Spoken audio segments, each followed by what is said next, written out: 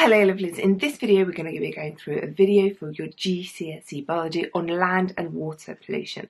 This fits into the ecology topic, so there are lots of other things that link into this video.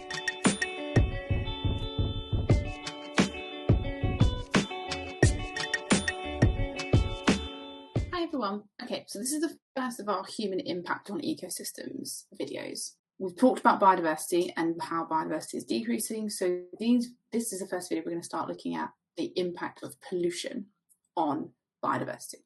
So what do we mean by, what are the examples of ways we can pollute the land and the water? So untreated sewage, if you haven't heard this word before, it's often waste that goes down the drains from toilets, your washing machine, your sinks. All of that flows down and goes to a treatment centre. And normally they treat it, they clean the water, and then they recycle that clean water back into our homes. But the waste sometimes gets untreated and just gets flushed out into rivers and lakes. Fertilisers, we've talked about fertilisers before in our nitrogen cycle video. They're used to add minerals to soil, often by farmers who are growing plants in order to try and increase plant growth. We have pesticides. So remember, anything with "side" on it means to kill, and pest, obviously. So they are chemicals that are used to kill insect pests. Again, mostly used by farmers on crops. They are often chemicals, obviously they're chemicals that are designed to kill an organism, so they tend to have quite a lot of harmful substances in them. Heavy metals from industrial waste. By heavy metals, we mean examples include things like mercury, and it's where waste and other things like nuclear waste, for example, things that are chemicals that are used in big industry processes that then don't get removed or disposed of appropriately, and they can somehow find their way into the soil or into the water, and then they can enter the food chain. I'm sure we've all heard a lot about, obviously, plastic waste. Although they don't biodegrade, they don't break down, they can be damaged, and slowly over years and years and years, they can leach chemicals out, so they can release chemicals out into the soil or into the water. They can break down and break into smaller and smaller and smaller pieces and eventually become what we call microplastics, which you need kind of like a microscope to be able to see. And they can enter the food chain and get inside various organisms. And we're going to talk about how that might happen a bit later on in the video. So what are the reasons for pollution? Why is pollution happening, and how can we link this to humans? So we've talked previously about how human impact is happening because there are more humans, and because we've got a rapid increase in the population numbers. We have more humans being born all the time, and more humans are living than dying because we have good medical and healthcare now. And so more people take up more space, and they need more things. They need more houses, and the standard of living has increased. So we're producing more things, we're making more things in factories, we're using more processed materials that we are using to make things. And so therefore we're throwing away more as well. We're using pesticides and fertilizers in farming. So we want to make sure the crops grow and that no crop is wasted. We've got a lot of people on the planet to feed. We need to make sure there's enough food for everybody to go around. That means we need to protect the crops and make sure they grow properly. Otherwise it's a waste. So by spraying a lot of these chemicals on large fields, it's really easy for them to get into the soil or get into the water, and then that gets washed into lakes and rivers or washed away in heavy rain. So if you've just sprayed, or you've just put a load of fertilizer on the soil or put a load of pesticide on the plants, the minute it rains, it washes off, the excess washes off and runs into lakes and rivers. And so that's how it's getting in there. Not recycling properly, sending a lot of our rubbish to landfill. So the more we recycle, the better, because obviously that means less is going to be dumped into landfill where it doesn't break down, it doesn't biodegrade. But some people, instead of recycling everything that we possibly can and making sure that all of our things that can be recycled should be, some things are still being sent to landfill that are inappropriate, that will never break down, or that could leach dangerous chemicals. So batteries, for example, they need to be disposed of in a special way, otherwise they can leach chemicals like lithium into the soil. But they're not always. Some people just don't realise and they throw them in the bin, and a load of batteries end up in things like landfill. People not recycling and us not recycling as much as we possibly can. Not always going to be people's fault for not knowing and putting things in the bin, because even if some things do go to recycling, they don't always actually get recycled. And then heavy rainfall causing our sewerage systems to overflow. So some places and a lot of places have old sewage systems or pipes and processes that simply just can't work. And if we have too much rain and there's an influx of lots of water, then there's not enough space for everything to go, and so they just have to dump it out into the sea. So we need better infrastructure, better treatment facilities that are going to work, and to actually use legislation and things like that to stop companies from dumping sewage into lakes, rivers, beaches. Okay, so how can we monitor and identify pollution? So indicator species are a really good way of being able to suggest or identify if somewhere might be polluted. So an indicator species is a species that often are very sensitive to changes in their environment. And so they will either be able to live there, only be able to live there if it's really, really clean, or some species are particularly adapted to living in polluted conditions. So we can use the presence of these species and how many of them there are to kind of give us an idea of whether an habitat is polluted or not. So let's have a look at a couple of examples. Stonefly larvae, and remember, larvae is just the stage in an insect's life cycle before they become an adult. So they would hatch being a larvae, so like a grub, and then they would eventually metamorphose or develop into fully grown adult insects. And then freshwater shrimps, so freshwater obviously means not saltwater, so they live in rivers and lakes. So they both need high oxygen levels, and if their high oxygen levels aren't present, then you'll find that they won't be able to live there. So if there are lots of stonefly larvae and freshwater shrimps in your stream or river or pond, then it's very likely that your water is very clean and very good because there's lots of oxygen. The opposite end is two examples of types of worms. One's called blood and one's called sludge worm. They're both adapted to living in very polluted or low oxygen conditions, anoxic conditions. That means that if they're present in high numbers, so if you've got lots of these in your water when you sample it, then it's likely the water's polluted. So remember, you can sample like how we talked in the video, so we could use a net to sample a specific area, count the number of organisms, look at the diversity and identify the organisms, and that could also tell you about the pollution levels.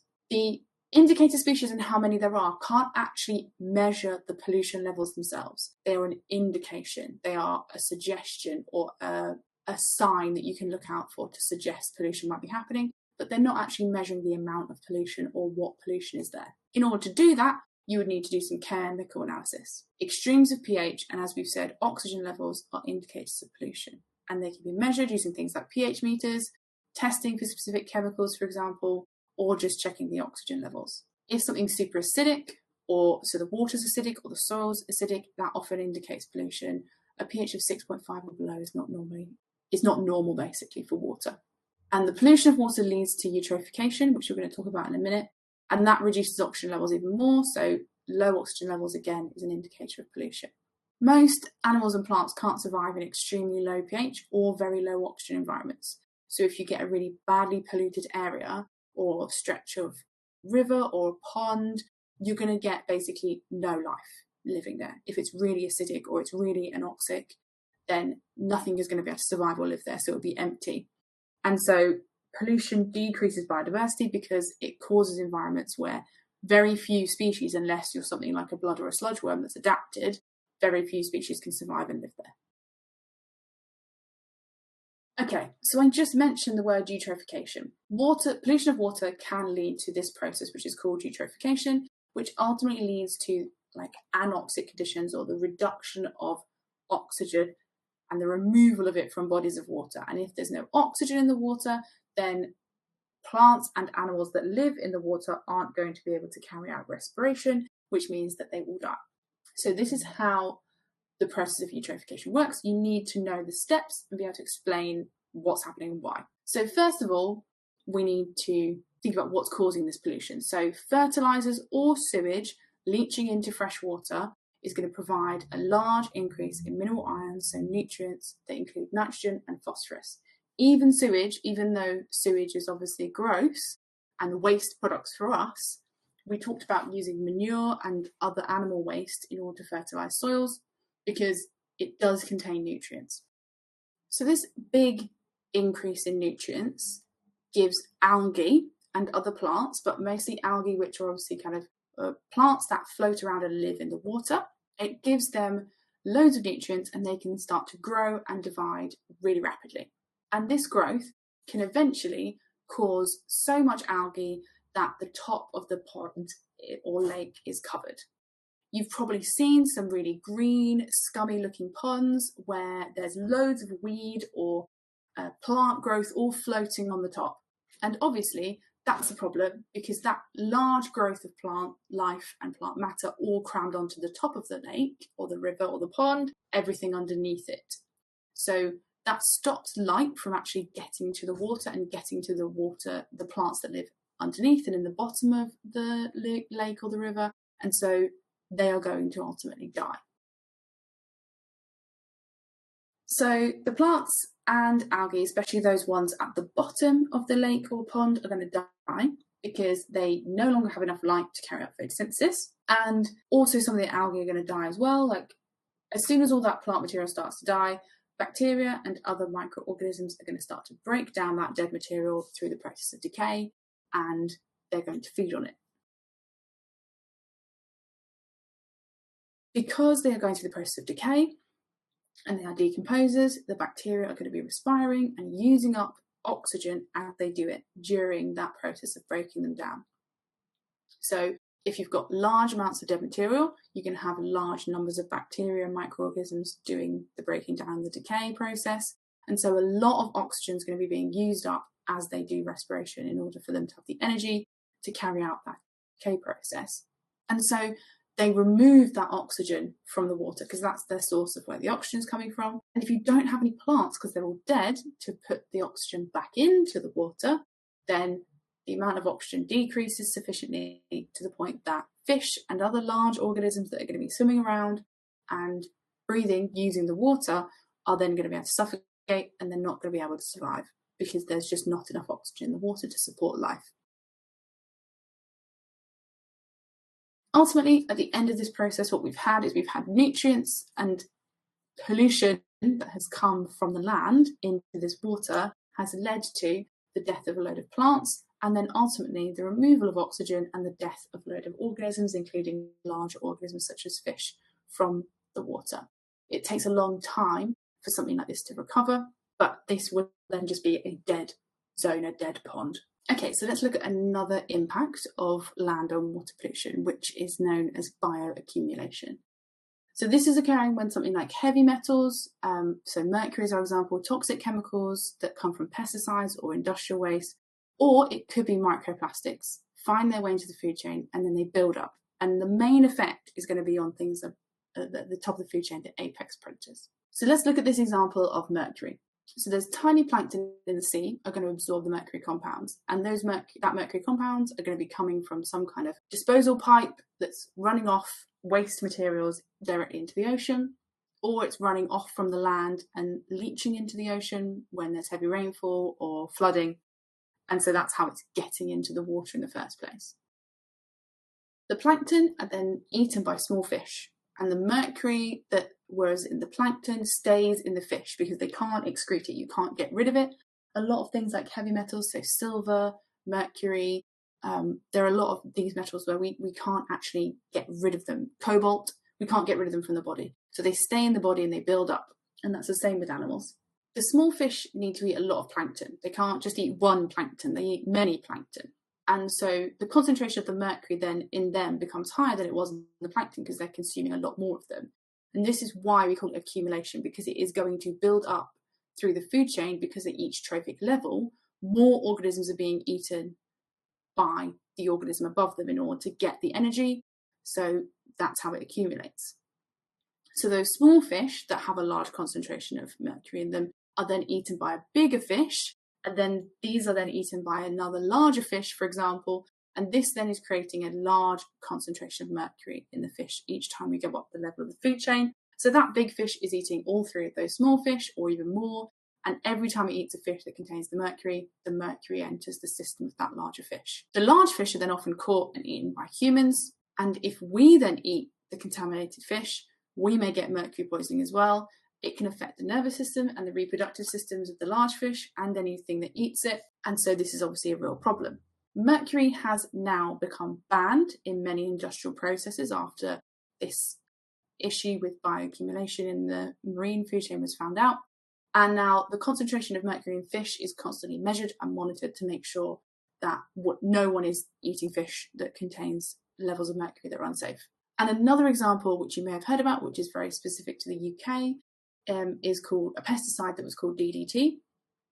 It killed large numbers of birds of prey. So again, apex predators, top of the food chain. It went up through kind of small plants that it was sprayed on because it was a pesticide, then into small mammals and other insects that were then eaten by birds, and then those birds were then eaten by large birds of prey.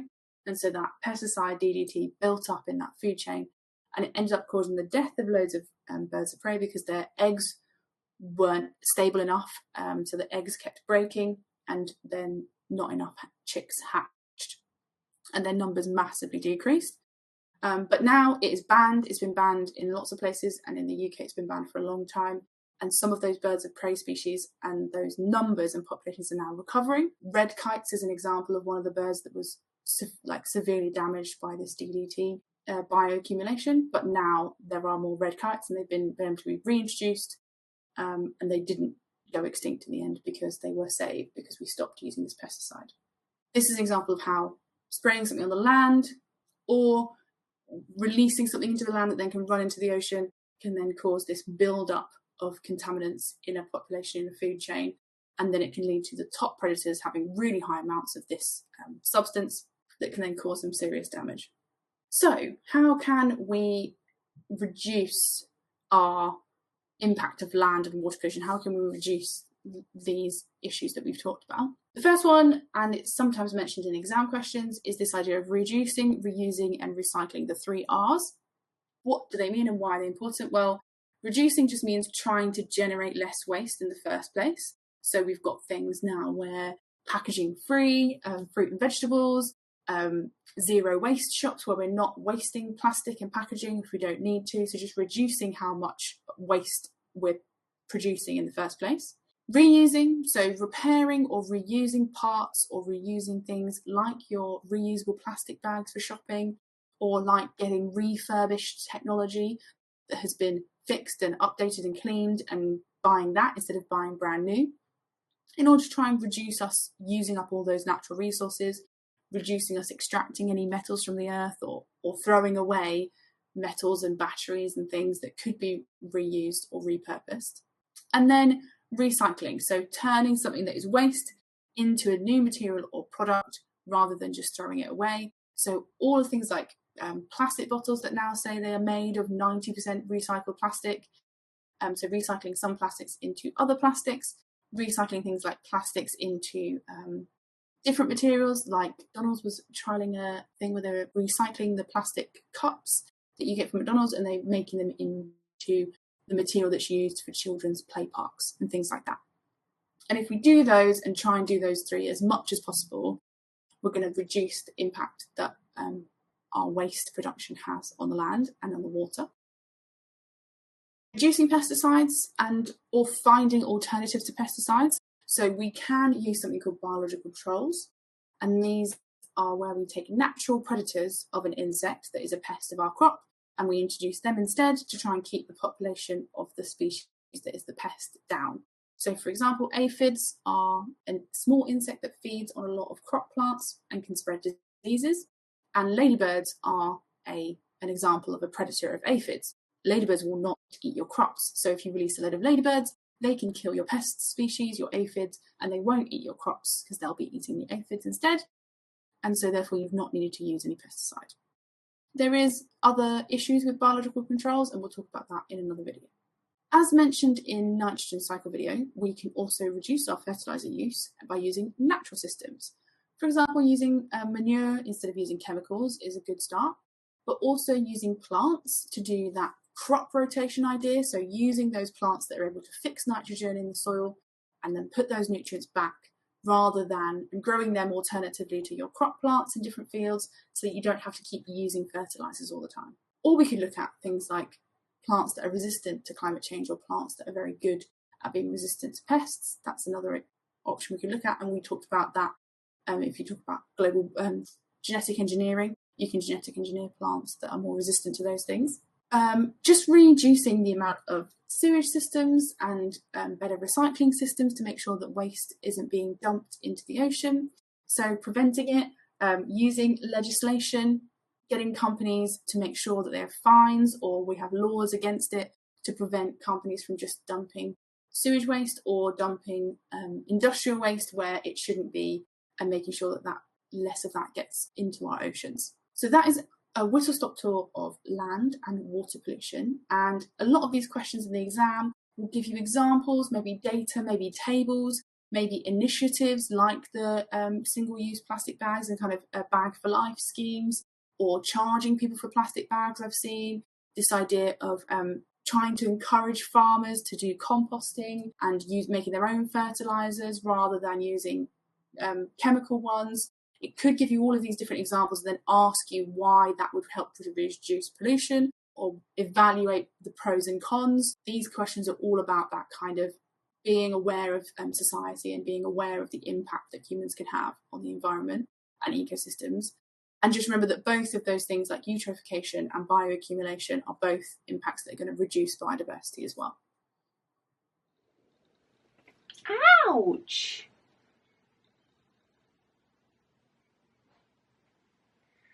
This is why in some videos I've explained scratches.